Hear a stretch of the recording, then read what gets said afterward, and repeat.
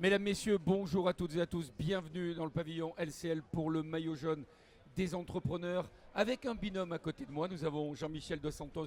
Bonjour, cher monsieur. Bonjour. Vous êtes joli, mon papier, pour pas qu'il y ait d'ambiguïté. Fondateur et dirigeant d'Alistic. On va en parler dans quelques instants avec vous. Et il y a l'huissier qui est à côté, membre du COMEX LCL.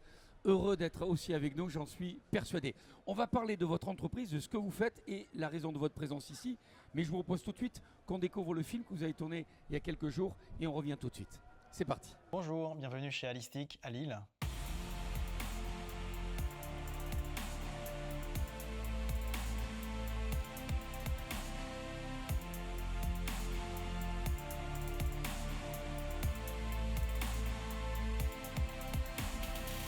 Nous sommes une équipe d'expertes et d'experts qui accompagnons les sociétés dans la sécurité opérationnelle, dans l'organisation et dans la formation pour faire en sorte que la sécurité ne soit plus un enjeu pour eux et qu'ils puissent se concentrer sur leur propre business. Nous accompagnons aujourd'hui une multitude d'entreprises et de collectivités dans la région dans la sécurisation de leur système d'information. Le changement de braquet s'est opéré avec la mise en place de nouvelles offres, notamment d'externalisation de la cybersécurité. Ça nous a permis notamment d'intégrer de nouveaux outils beaucoup plus performants et plus innovants et s'orienter aussi sur une partie formation et sensibilisation qui nous a permis notamment l'année dernière de former plus de 13 000 collaborateurs. Dans les mois à venir, Alistic va continuer à se développer en recrutant notamment des expertes et des experts autour de la cybersécurité prédictive et de l'intelligence artificielle. L'objectif étant de pouvoir anticiper via les signaux faibles toutes les attaques qui vont arriver et qui sont aujourd'hui beaucoup plus complexes à détecter. Par ailleurs, nous allons intégrer aussi les impacts sociétaux et environnementaux dans nos offres, puisque notre cybersécurité doit non seulement être innovante et efficace, mais aussi responsable. Le maillot jaune des entrepreneurs, c'est plus qu'un trophée, c'est la mise en valeur du travail acharné, de l'innovation et de l'engagement des équipes aujourd'hui sur le développement d'Alistic. Ce maillot jaune des entrepreneurs va être encadré, positionné au sein du bureau pour rappeler à chacun l'importance qu'ils ont au sein de l'entreprise et dans son développement. Monsieur Dos Santos vous dit beaucoup de choses dans ce film, beaucoup de choses passionnantes, beaucoup de choses qui amènent des questions. Alors on va commencer, si vous voulez bien, par le début, ce qui est un peu normal. Alistic, qu'est-ce que c'est et qu'est-ce que c'est cette entreprise? Qu'est-ce que ça veut dire déjà? Alors, Alistic, c'est un cabinet conseil en cybersécurité et le terme Alistic vient de l'approche holistique, donc globale. On considère aujourd'hui que pour protéger une entreprise, il faut qu'on comprenne son métier. Donc, il faut qu'on ait une vision vraiment complète de ce qu'est son métier pour pouvoir venir la sécuriser, à la fois au niveau organisationnel et technique.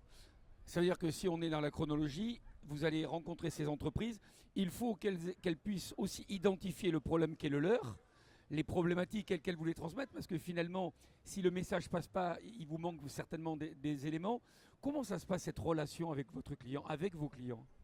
En fait, elle se passe de manière assez pragmatique et j'allais dire presque normative, hein. C'est-à-dire qu'on va d'abord faire parler nos clients, comprendre leur métier, rentrer dans leur process métier, comprendre comment ils travaillent en fait, leurs données et l'ensemble de leur process. Et on va venir sur chacun des éléments, identifier les risques et apporter des solutions pour venir pallier à toute tentative finalement de détournement, de data, de process ou autre.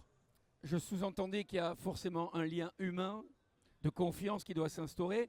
Et moi, j'ai envie de vous entendre sur, déjà avant de prévenir vaut mieux que guérir, on est bien d'accord, voilà Oui. aussi pourquoi vous existez.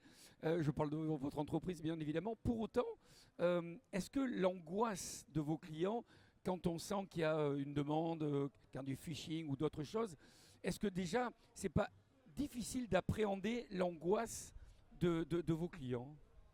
C'est toujours compliqué parce que cette angoisse, en fait, elle va être dépendante aussi des enjeux pour l'entreprise. C'est pour ça que notre travail aussi, c'est bien de les accompagner, identifier ces risques et aller jusqu'à ce qu'on appelle un risque acceptable. C'est-à-dire qu'on ne va pas tout sécuriser, c'est impossible, mais on va essayer de cantonner et de venir circonscrire au maximum pour limiter justement les risques en cas d'attaque et donc de venir rassurer nos clients par rapport à tout ça. On peut penser que les grands groupes ont des départements pour la sécurité. Vous vous attelez aussi à sécuriser les petites entreprises. C'était quoi? C'était une logique stratégique ou c'était pour vous faire connaître au départ?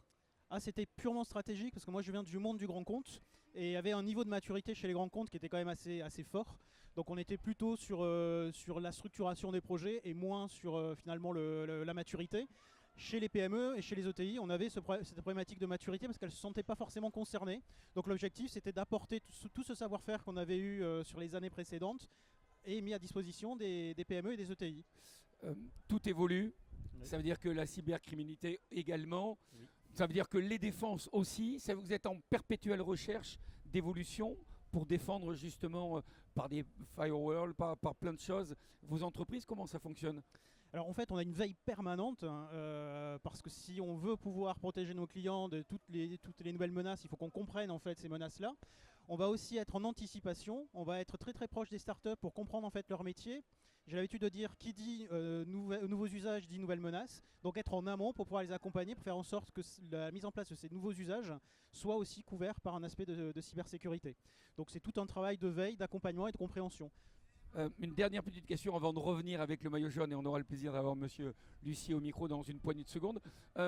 Vous évoquez des collaborateurs, 13 000 collaborateurs. Vous parlez de vos clients, vous parlez de gens, parce que vous parlez de formation. Oui. Est-ce que vous pouvez détailler un peu plus ça? Alors nous ne sommes pas 13 000.